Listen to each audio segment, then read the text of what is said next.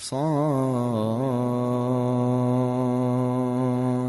والقرآن ذي الذكر بل الذين كفروا في عزة وشقاق كم أهلكنا من قبلهم من قرن فنادوا ولا تحين مناص وعجبوا أن جاءهم منذر منهم وقال الكافرون هذا ساحر كذاب أجعل الآلهة إلها واحدا إن هذا لشيء عجاب وانطلق الملأ منهم أن امشوا واصبروا على آلهتكم إن هذا لشيء يراد ما سمعنا بهذا في الملة الآخرة إن هذا إلا اختلاق أأنزل عليه الذكر من بيننا بل هم في شك من ذكري بل لما يذوقوا عذاب أم عندهم خزائن رحمة ربك العزيز الوهاب أم لهم ملك السماوات والأرض وما بينهما فليرتقوا في الأسباب جند ما هنالك مهزوم من الأحزاب كذبت قبلهم قوم نوح وعاد وفرعون ذو الأوتاد وثمود وقوم لوط وأصحاب الأيكة أولئك الأحزاب إن كل إلا كذب الرسل فحق عقاب وما ينظر هؤلاء إلا صيحة واحدة ما لها من فواق وقالوا ربنا عجل لنا قطنا قبل يوم الحساب اصبر على ما يقولون واذكر عبدنا داود ذا الأيد إنه أواب إنا سخرنا الجبال معه يسبحن بالعشي والإشراق والطير محشورة كل له أواب وشددنا ملكه وآتيناه الحكمة وفصل الخطاب وهل أتاك نبأ الخصم إذ تسوروا المحراب إذ دخلوا على داود ففزع منهم قالوا لا تخف خصمان بغى بعضنا على بعض فاحكم بيننا بالحق ولا تشطط واهدنا إلى سواء الصراط إن هذا أخي له 99 نعجة ولي نعجة واحدة فقال أكفلنيها وعزني في الخطاب قال لقد ظلمك بسؤال نعجتك إلى نعاجه وإن كثيرا من الخلطاء ليبغي بعضهم على بعض إلا الذين آمنوا وعملوا الصالحات وقليل ما هم وظن داود أنما فتناه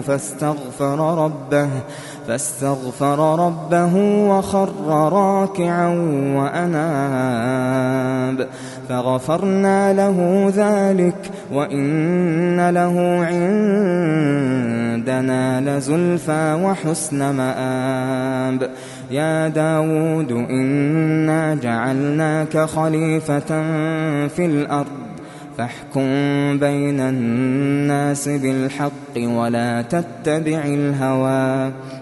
تتبع الهوى فيضلك عن سبيل الله.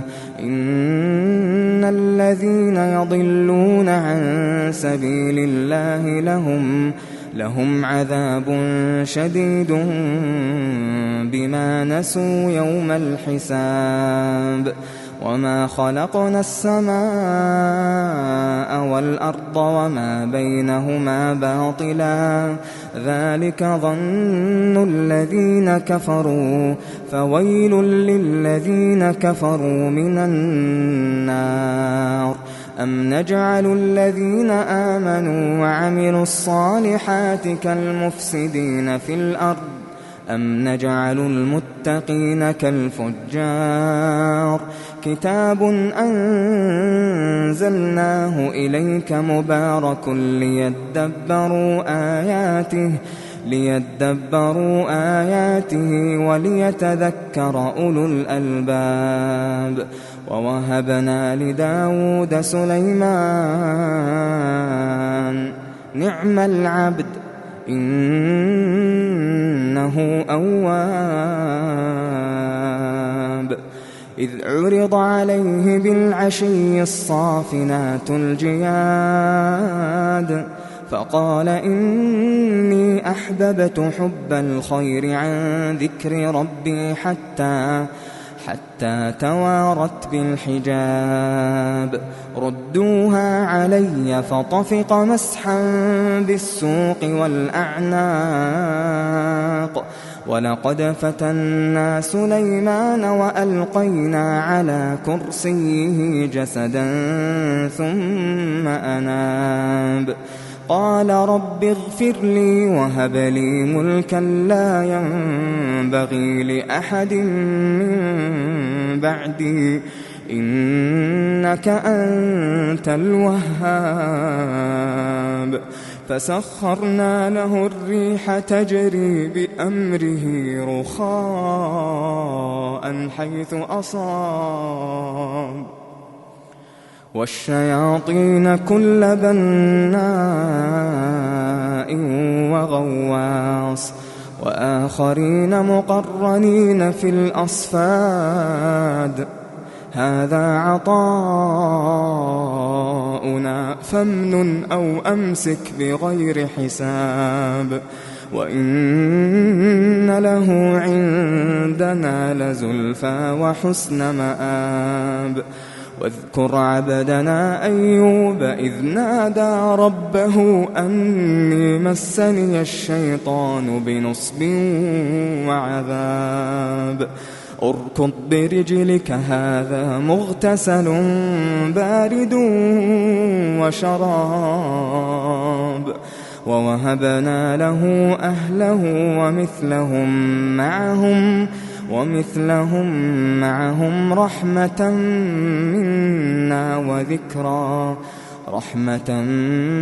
منا وذكرى لأولي الألباب. وخذ بيدك ضغثا فاضرب به ولا تحنث إنا وجدناه صابرا نعم العبد إنه أواب. واذكر عبادنا إبراهيم وإسحاق ويعقوب أولي الأيدي والأبصار إنا أخلصناهم بخالصة ذكر الدار وإنهم عندنا لمن المصطفين الأخيار. واذكر إسماعيل واليسع وذا الكفل وكل من الأخيار. هذا ذكر وإن للمتقين لحسن مآب. جنات عدن مفتحة لهم الأبواب متكئين فيها متكئين فيها يدعون فيها بفاكهة كثيرة وشراب. وعندهم قاصرات الطرف أتراب. هذا ما توعدون ليوم الحساب. إن هذا لرزقنا ما له من نفاد. إن هذا لرزقنا ما له من نفاد. هذا وإن للطاغين لشر مآب. جهنم يصلونها فبئس المهاد.